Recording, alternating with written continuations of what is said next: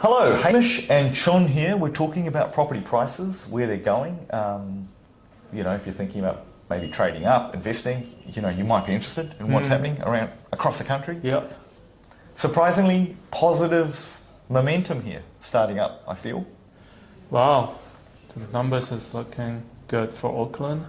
It is, right? So median change across the country, 1.3% up, but really a lot of it's being driven by Auckland, 2.9% up month on month. This is the REINZ stats. Okay.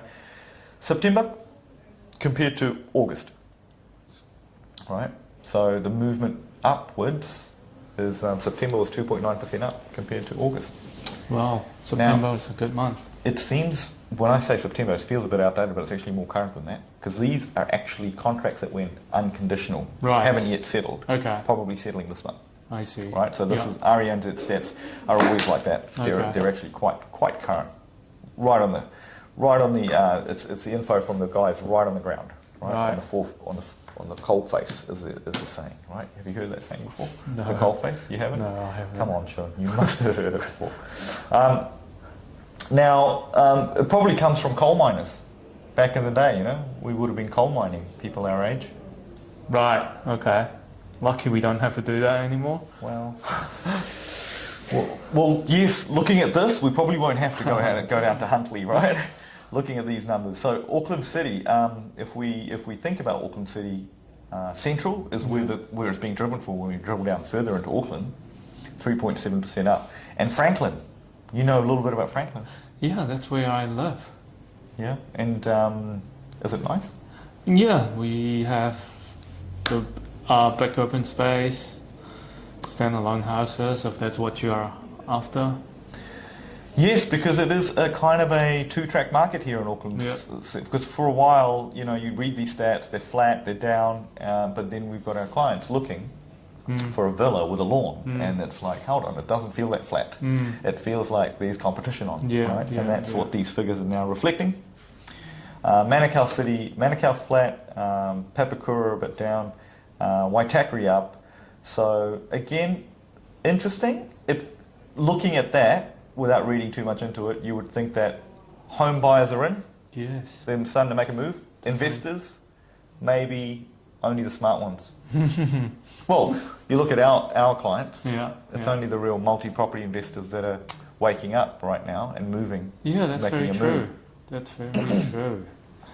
Whereas the mum and dads that they know they need a house or two for retirement, they'll wait for a stronger signal in the market first, I think. So with these figures, what we are seeing right now are good signals for our first-time investors.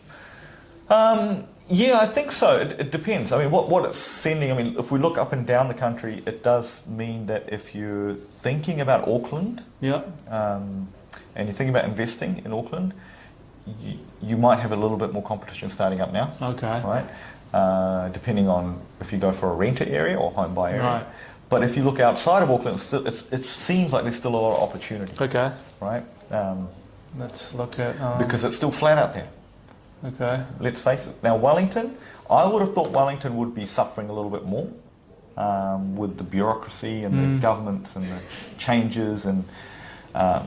But then again, it seems pretty positive at the moment in terms of house prices, median house prices, compared a lot of districts in Wellington.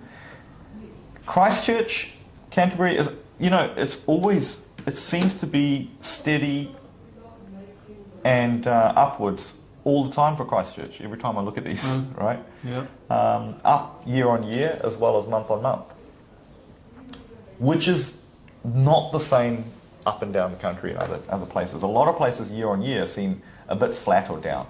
Okay. It's only month on month. It seems like this year is starting to make a little bit more of a move in some of these places, right? Now, if we look at when investors start looking out of Auckland, that are Aucklanders, they traditionally say to me Hamilton. Yes. Yeah. Yes. Hamilton, a little bit positive there. It's hard to read there. Year on year is down, but maybe there's a little bit of life coming into it. Coromandel, surprisingly up. I wonder if that's a bounce back from when the roads and stuff were down. Certainly feels like because that's actually quite a big change there, 7.1% up. Wow. What are you feeling out there? What are you sensing with your clients at the moment? With our clients, we are certainly seeing a lot of multiple investors, as you say, trying to Pick up stuff? yes, inquiring, getting a pre-approval, ready to take actions.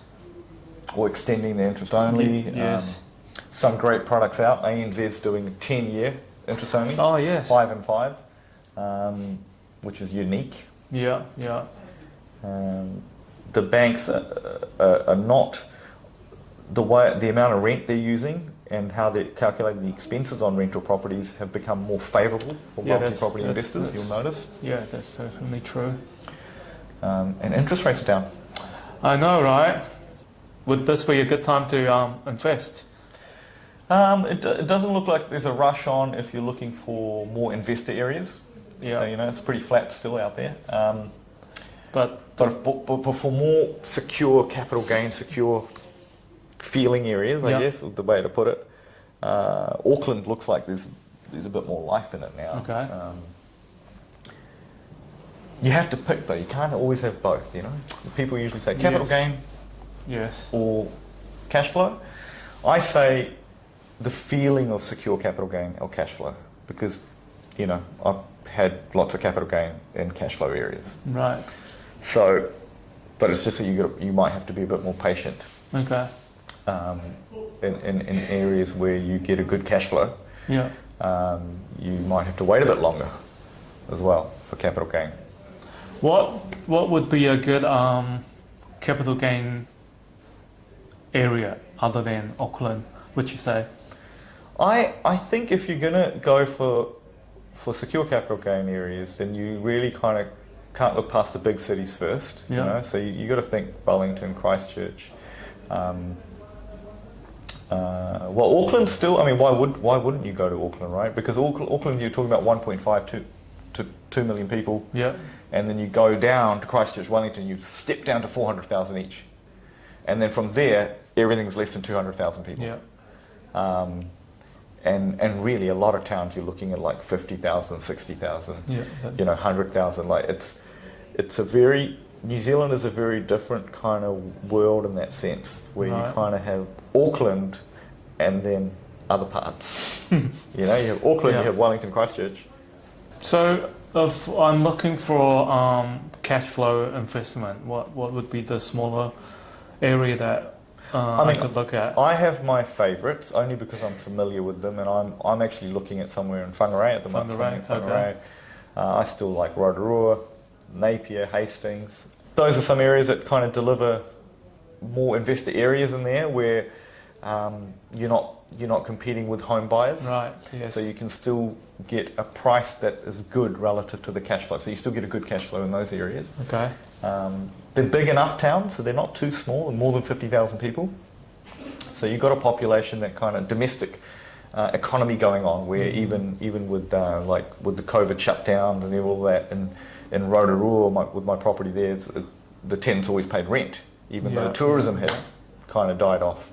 There was still enough people there to keep the domestic economy running, running along. So, well, that was very insightful. Thank you.